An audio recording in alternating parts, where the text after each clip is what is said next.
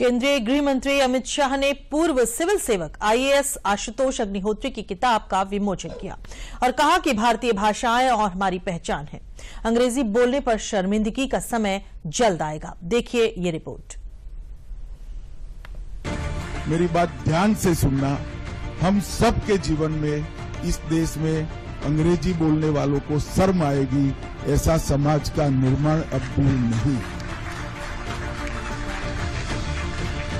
चीजों को वो ही कर पाते हैं जो करने की ठान लेते। और मैं मानता हूं हमारे देश की भाषाएं हमारी संस्कृति का गहना है। हमारे देश की भाषाओं के बगैर हम भारतीय ही नहीं रहते। हमारा देश, इसका इतिहास, इसकी संस्कृति, ये हमारा धर्म, इसको समझना है तो कोई विदेशी भाषा में नहीं समझ।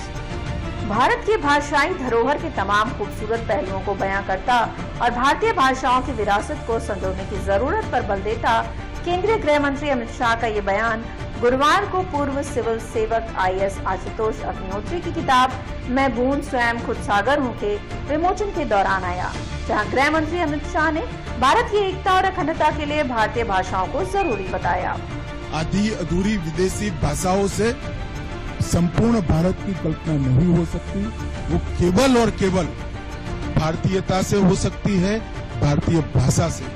पूरा बोध है कि लड़ाई कितनी कठिन है, मगर पूरा विश्वास है कि लड़ाई भारत का समाज जीतेगा और फिर से एक बार आत्मगौरव के साथ हमारी भाषाओं में हम हमारा देश भी चलाएंगे, सोच भी करेंगे, शोध भी करेंगे, नतीजे भी निकालेंगे और विश्व का नेतृत्व भी करेंगे।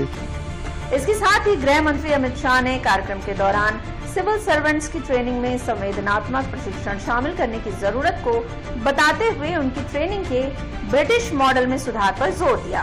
साथ ही 2047 के विकसित भारत के संकल्प में पीएम मोदी के पंचप्रण का भी जिक्र किया।